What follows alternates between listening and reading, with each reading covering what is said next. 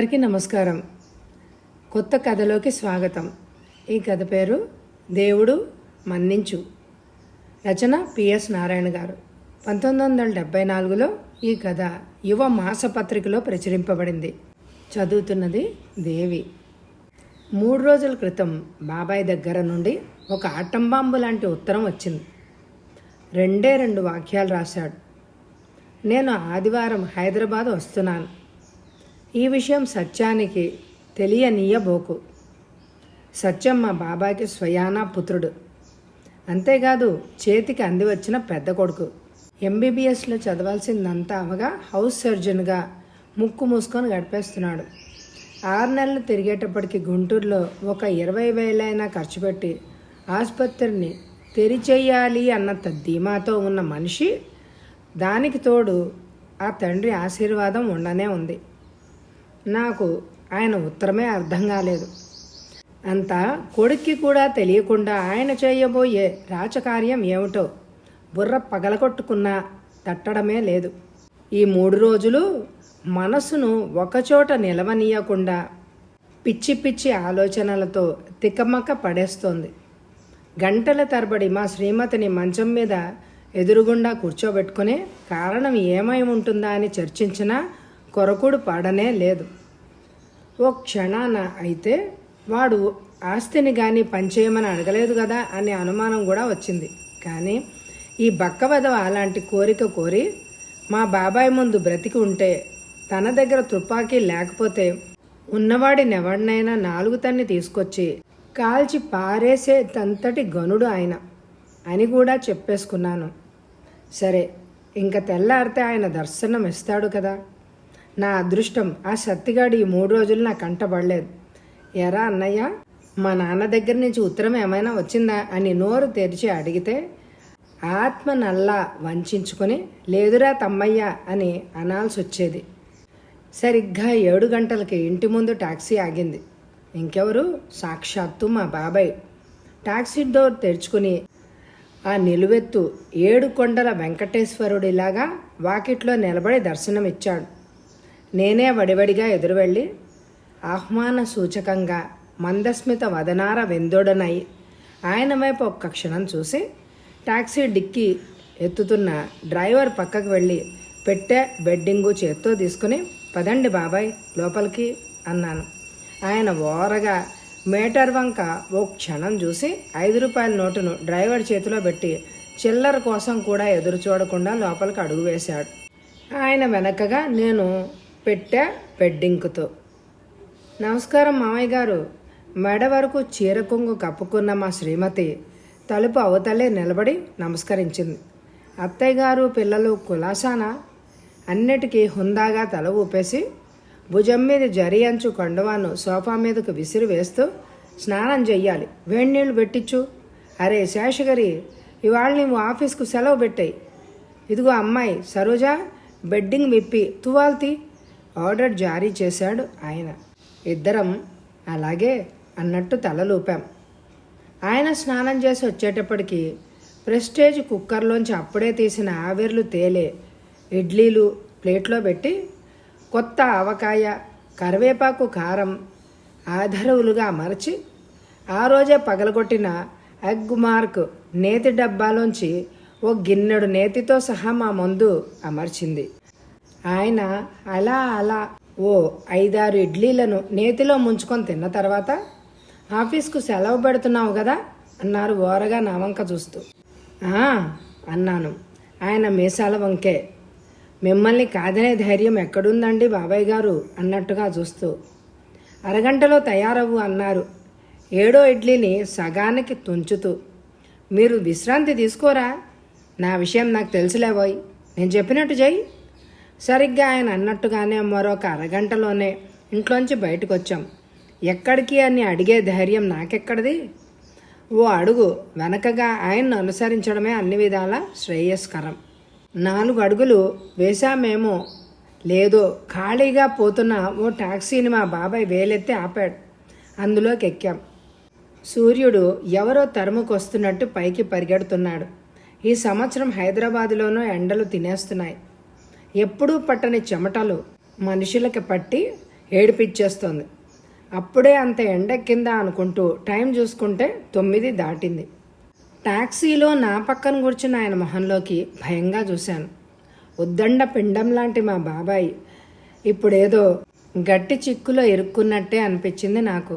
అయినా అది ఆయన గారి పుత్రరత్నం అర్భకుడు సత్యం తెచ్చి నెత్తిన పెట్టిన కుంపటే అయితే ఇంక అనుకోవాల్సింది ఏముంది.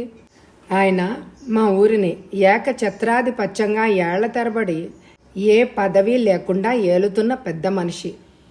ఆయన వేలెత్తి కన్ను సైగ చేస్తే ఊరంతా చేతులు కట్టుకొని వాకిట్లో నిలబడుతుంది.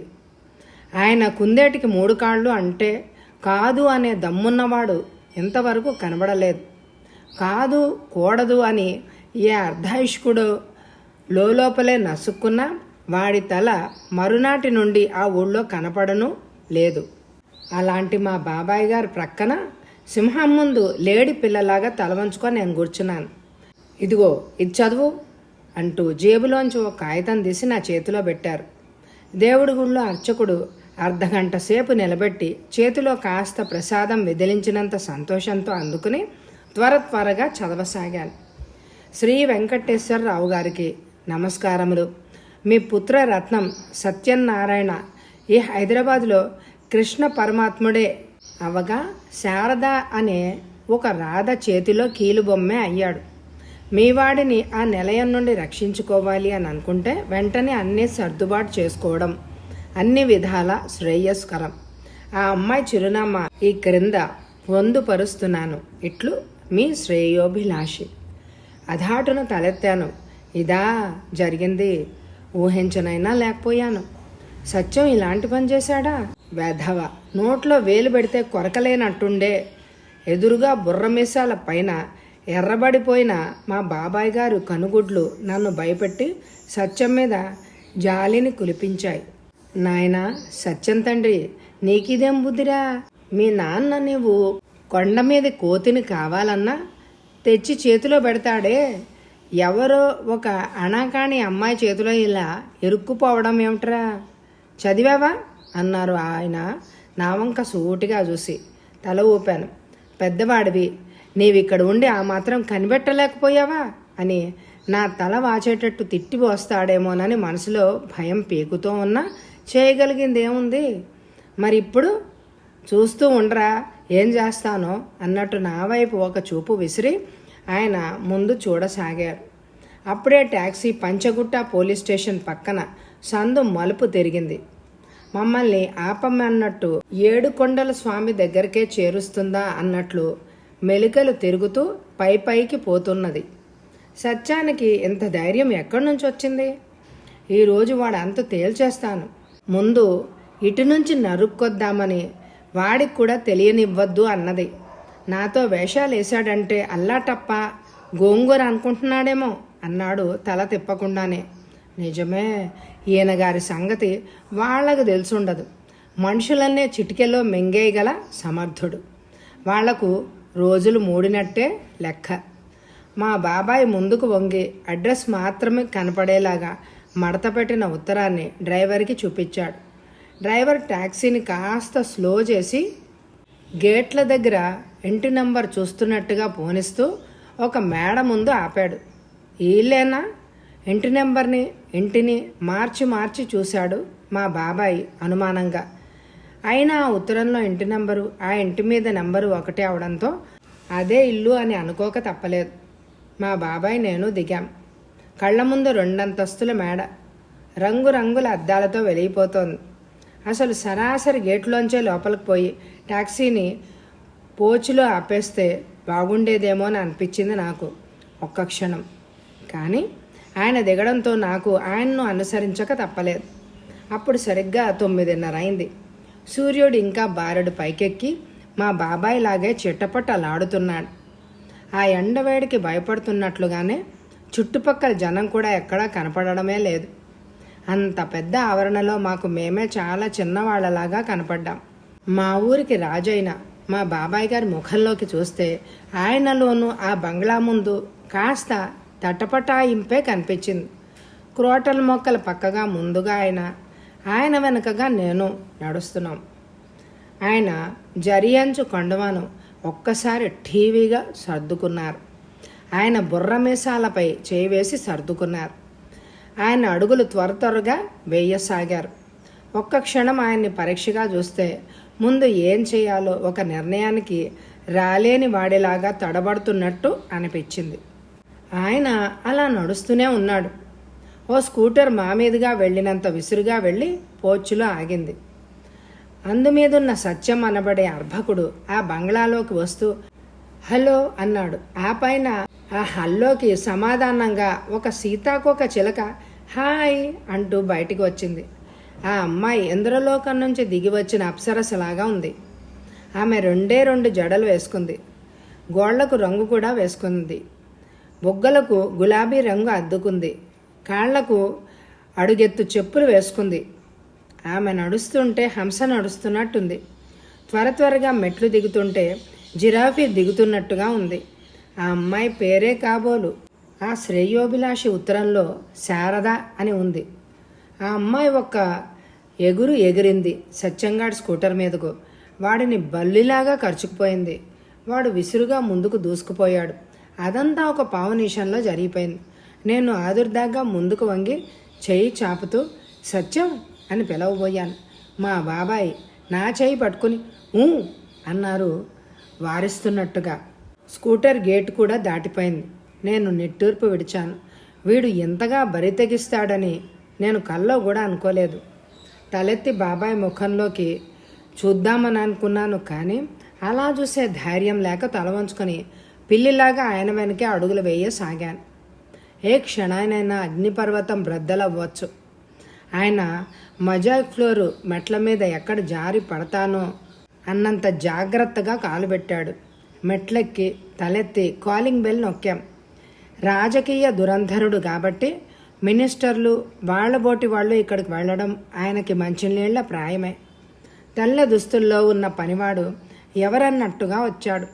మా బాబాయ్ గారి విగ్రహాన్ని చూస్తూనే చాలా గొప్పవాడిని చూసినంత హడావడి పడిపోతూ రండి రండి అంటూ వెనక్కు అడుగు వేయసాగాడు. నాకు వింతగానే తోచింది అతగాడి ప్రవర్తన. మా బాబాయ్ గారు నా వంక టీవీగాను గర్వంగానూ చూశారు. అలా కూర్చోండి పనివాడు పైకెళ్ళాడు. తర్వాత 2 నిమిషాలకే ఒక స్టీలు పళ్ళెం నిండా యాపిల్ ముక్కలు, ఆ పైన 2 గ్లాసులతో తెల్లటి చిక్కటి పాలు, చిన్ని వెండి డబ్బాలో యాలక్కాయల గింజలు రావడం, మేము ఆరగించడం కూడా అయిపోయింది. నాకు అనుమానంగానే ఉంది, అతగాడు మమ్మల్ని ఎవరుగా ఊహించుకొని ఈ రాజ మర్యాదలన్నీ చేస్తున్నాడా అని. నిజం తెలుసుకొని బయటకి నడవమన్నాడు కదా. ఎంత ఆఫీసర్ అయినా అలాంటి భయంతో గుండెలు బితుకుమంటూనే ఉన్నాయి. అన్నీ అయిన తర్వాత అతడే మా దగ్గరకు వచ్చి అయ్యా ఫ్యాన్ వేయమంటారా అని అడిగాడు. వద్దులే అన్నాను నేను చేయి ఊపుతూ. ఆ పరిసరాల్లో నాకు చెమట పడుతున్న మాట వాస్తవమే, కానీ అది ఫ్యాన్ గాలికి తగ్గేదా అని. మా బాబాయ్ ఆ సోఫాలో వెనక్కి చారగిల్లబడి కాళ్ళు ఊపుతూ పైన వేలాడుతున్న షాండ్లియర్స్ని చూస్తున్నాడు. అలా కూర్చున్న ఆయనలో కాస్తంత టీవీ ఔన్నత్యం పెరిగాయేమోనని అనిపించింది.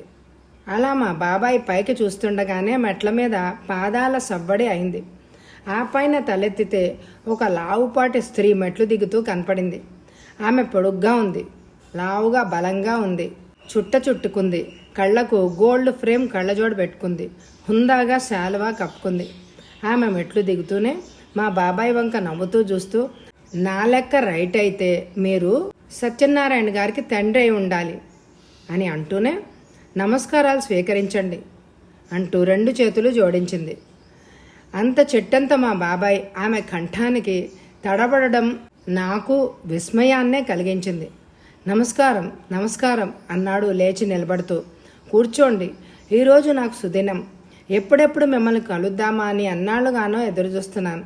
అనుకోకుండా ఆ శుభదినం ఈనాడే అయి కూర్చున్నది అన్నది. మా బాబాయ్కి ఇంకేం మాట్లాడో అర్థం కాలేదు. ఆమెను చూచేంత వరకు ఆయన ఆలోచనలు ఆయనవి. ఆ తర్వాత అవునవును, మిమ్మల్ని నేను చాలా రోజులు బట్టి చూద్దామని అనుకుంటున్నాను అన్నాడు నసుకుతున్నట్టుగా. కానీ దేనికైనా కాలం కలిసి రావాలి కదండి. ఆమె టీవీగా నవ్వింది. ఈరోజు అన్ని విధాలా మంచిదే. ఇక మీదే ఆలస్యం అంది.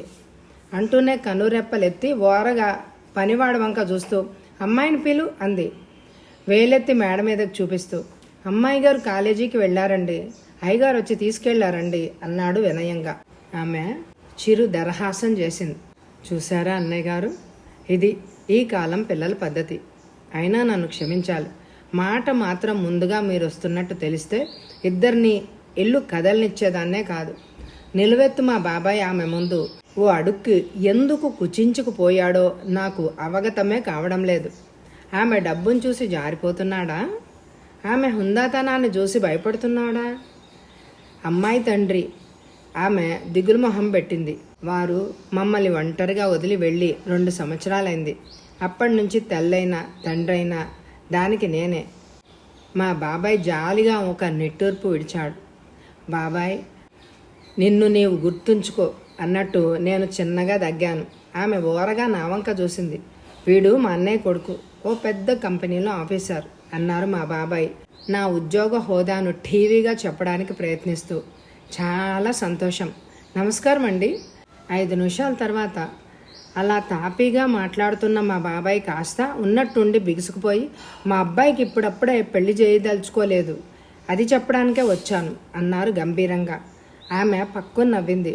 ఇప్పుడు తొందర ఏమీ లేదు అన్నయ్య గారు, పిల్లలు పరీక్షలు కానివ్వండి అన్నది. మా బాబాయ్కి తర్వాత ఏం మాట్లాడాలో అర్థం కాక పైకి కిందకి చూడసాగాడు. కాసేపు తల ఊపాడు. అప్పుడప్పుడు కాళ్ళు కూడా ఊపుతూ ఉన్నాడు. తర్వాత లేచి నిలబడుతూ, ఇక నాకు సెలవు ఇప్పించాలి అన్నాడు 2 చేతులు జోడించి. అదేమిటి, అప్పుడే సెలవేమిటి? కాలేజీ నుంచి అబ్బాయి వస్తాడు కదా, లేకపోతే ఫోన్ చేయమంటారా? ఇద్దరు ఇప్పుడే వచ్చేస్తారు. మీరు అమ్మాయిని చూసినట్టు ఉంటుంది ఆమె లేవ ప్రయత్నిస్తూ అంది. అబ్బెబ్బే, ఇప్పుడేమీ వద్దండి, అబ్బాయికి నచ్చితే నాదేమీ లేదు. సరి అనుకోకుండా నేనేదో పని మీద ఈ ఊరు వచ్చాను, సాయంత్రమే వెళ్ళిపోవాలి కూడా. అబ్బాయి అన్ని వివరాలు రాశాడులేండి, అందుకనే మిమ్మల్ని ఒకసారి చూసి వెళ్దామని. ఈయనగారి మాటలకు అవాక్కవ్వడం నా వంతైంది. ప్లేటు ఫిరాయించడంలో మా బాబాయిని మించిన పెద్ద మనిషి మరెవరుంటారు? సరే అన్నయ్య గారు, నేను ఇక చెప్పేది ఏమున్నది, మీరు ఎప్పుడు శుభం అంటే అప్పుడే అక్షింతలు కల్పించేస్తాను అన్నది ఆమె తన 2 చేతులు జోడిస్తూ. ఆ ఇంటి నుంచి బయటపడడం తర్వాత నాకేదో పెద్ద రిలీఫ్ దొరికినట్లు అనిపించింది. అంతేకాదు, అన్నిటికీ మించి మా బాబాయ్ ఎత్తుగడ ఇది అని తెలుసుకోవడానికి మనసు తాపత్రయపడుతోంది. వచ్చిన టాక్సీని పంపించేయడం తన గౌరవానికే భంగం అన్నట్టు మొహం చిట్లించారు మా బాబాయ్. ఇద్దరం రోడ్డెక్కాం. శ్రేయోభిలాషి ఇంత మంచి సంబంధాన్ని కాళ్ళదన్నుకునేంత పిచ్చివాణ్ణి అనుకుంటున్నాడా నేను? మళ్ళా మరొక కంటికి ఈ విషయం తెలిసేలోగానే ఆ 3 ముళ్ళు వేయించేస్తాను అన్నాడు నా వంక టీవీగా చూస్తూ. నన్ను మించినవాడు మా వాడు. అంతకు కొద్ది నిమిషాలకు ముందే నా నోరు పడిపోయింది. ఇప్పుడు నా కాళ్ళు చేతులు కూడా పడిపోయాయి. ఆ రాత్రే మా బాబాయ్ వెళ్ళిన గంటకు సత్యం మా ఇంటికి వచ్చాడు. ఊక్కుంటూ ఎదురెళ్ళి ప్రేమగా వాడి చేతిని నా చేతిలోకి తీసుకుంటూ, హార్టీ కంగ్రాచ్యులేషన్స్ రా అన్నాను. థ్యాంక్స్ అన్నాడు సన్నగా నవ్వి. నాకు ఆశ్చర్యం వేసింది. కారణం ఏమిటో కూడా తెలుసుకోకుండా నా అభినందనలు స్వీకరించినందుకు. దేనికని అడగవే, నా పెళ్లి నిశ్చయమైందనేగా. నీకెలా తెలుసురా? నోరు తెరుచుకొని అడిగాను. శారద తల్లి చెప్పిందా? నాకు అన్నీ తెలుసు అన్నయ్య, కానీ నాన్నకు నీకే ఏమీ తెలియంది. ఏమిట్రో అది వింతగా అడిగాను. మరో మానవుడికి చెప్పనంటే చెప్తాను అన్నీ. ఎప్పటికైనా నీవే నన్ను మా నాన్నగారి నుండి కాచుకోవలసిన వాడివి, చెప్పు అన్నాను అనుమానంగా వాడి మొహంలోకి చూస్తూ. వాడు చిన్నగా నవ్వి, నా శ్రేయోభిలాషిని నేనే అన్నాడు. అంటే విభ్రాంతిగా అడిగాను. ఆ ఉత్తరం రాసింది నేనే నన్నయ్య. అంతా అవసరమేమొచ్చిందిరా?